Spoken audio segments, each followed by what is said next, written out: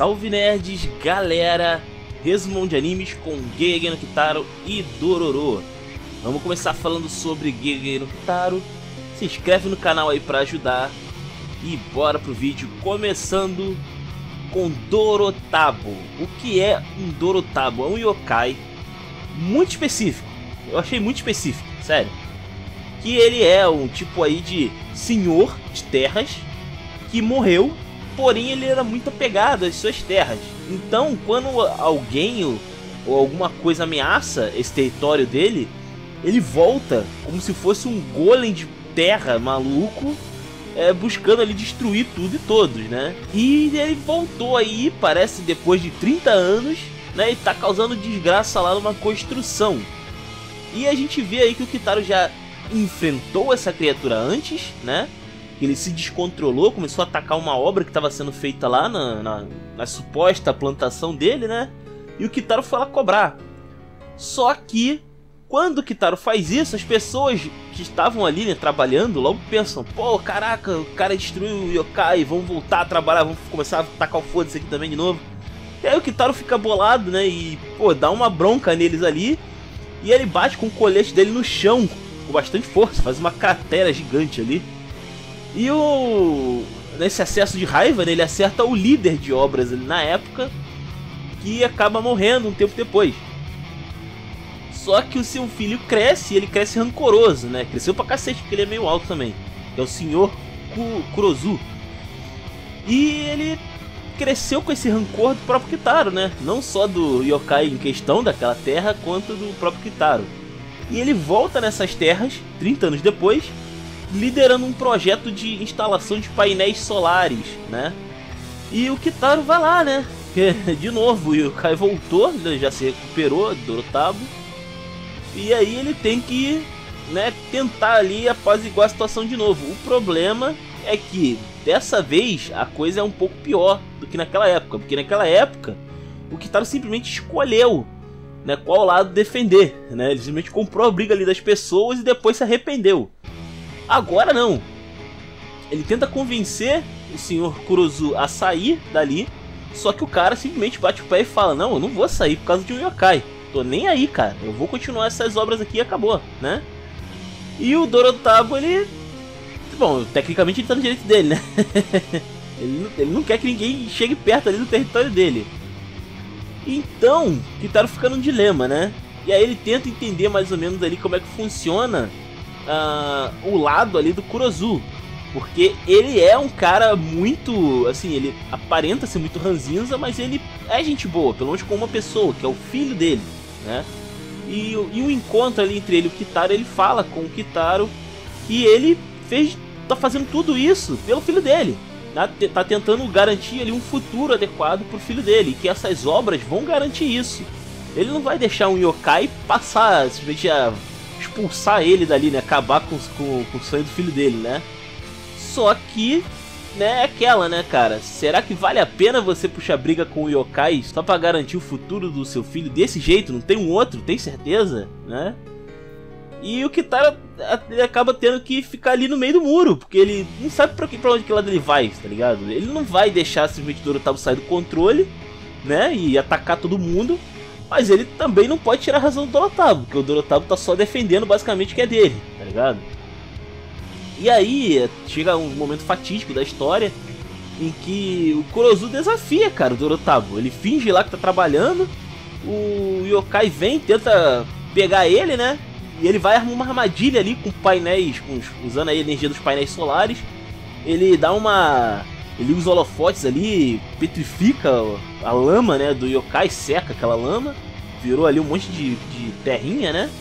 E parece que ele ganha. Num dado momento parece que ele ganha do Dorotabo, né? Sem a ajuda do Kitaro, detalhe. E aí o filho dele aparece, dá um abraço no pai e tal. Só que o Dorotabo não morre, cara. E o pior é que começa a chover. Aquela terra fina volta a ser lama e o Dorotabo renasce daquela poeira, né? E aquela terrinha lá que foi virando pó. E aí vários mini Dorotabos começaram a aparecer, tá ligado? E esses mini Dorotabos começaram a atacar todo mundo ali. E o cara quase morre com o filho dele, tá ligado? Só que o Kitaro acaba... Ele até pensa em deixar o cara morrer como punição. né? Mas o filho dele não tinha nada a ver com a história, então ele tinha que pelo menos proteger a criança. Ele acaba derrotando o Dorotabo pra deixar ali a criança livre, né? E só depois de quase ver o filho morrer que o cidadão em questão acaba aprendendo a lição, né? O Sr. Kurozu aí cria até uma lápide ali pro Dorotabo, ele e o filho dele reza ali, e ele deixa essa história aí de fazer os painéis solares, né? Interessante porque nessa história, meio que assim, o jeito como ela é explicada, sabe? Dá a entender que até o final, os dois lados têm seus pontos fortes, sabe? Os dois lados têm seus pontos muito bem apresentados e muito bem justificados também, sacou? Só que nesse momento final, né, quando o filho dele tá ali, o filho do Sr. Kurozu, é que a gente vê que, cara, não valia a pena, sacou? Era melhor deixar de lado, sabe? Até pela possibilidade, pela mera possibilidade disso acontecer, sacou?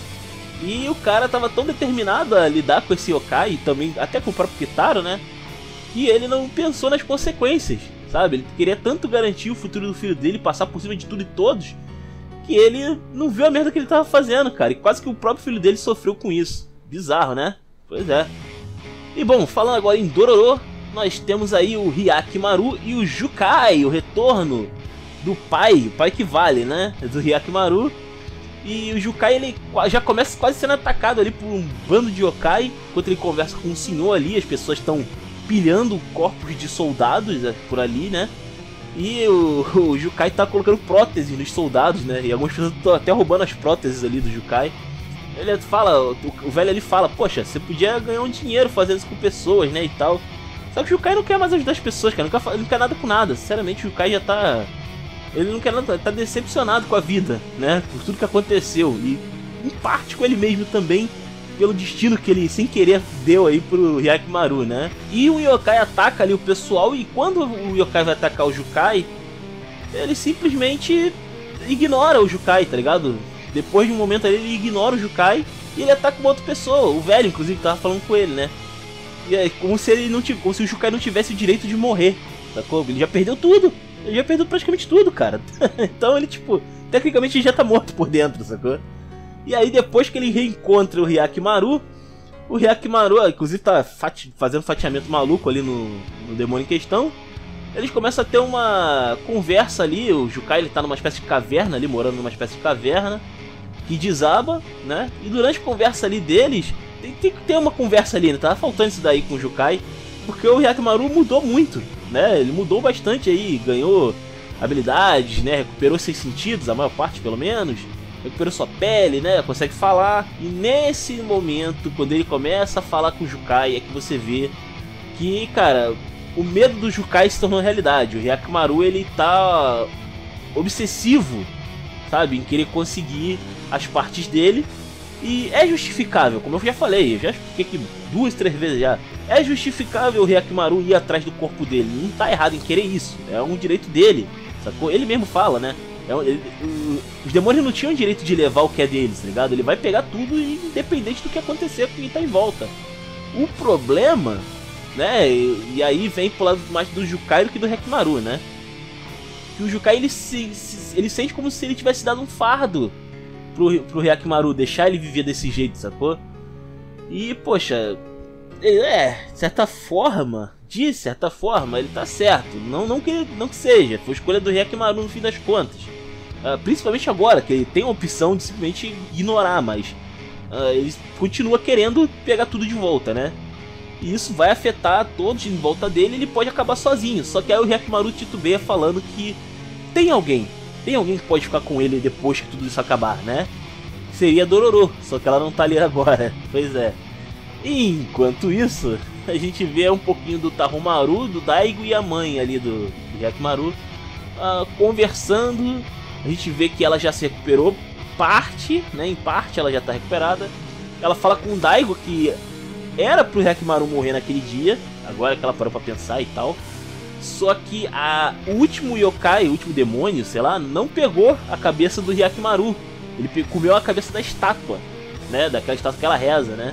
E por muito tempo ela rezava para aquela estátua achando que foi uma bênção, né? O Hyakimaru tá vivo e tal. Só que agora que ela destruiu a estátua, ela tem receio de que ela tenha desfeito o tratado lá do Daigo, né? E que agora nada vai impedir aí o Hyakkimaru de pegar o que é dele, né?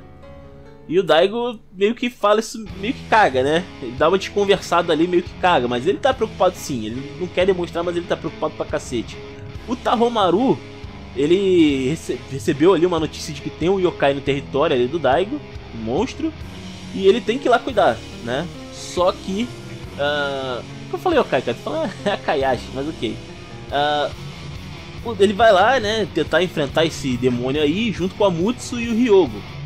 E a gente vê que o monstro em questão, o Akayashi, né, esse demônio aí, é um homem-rato, né? Eu já pensei logo no BBB, né? Só de um jeito mais... Mestre Splinter ali o bagulho, né? Foi mais Mestre Splinter ali. E, bom, esse yokai, ele deu até um certo trabalho ali pra eles, né? Só que o Tahomaru consegue acertá-lo. E aí a gente vê que o Tahomaru, ele tá muito centrado, muito sério, sabe?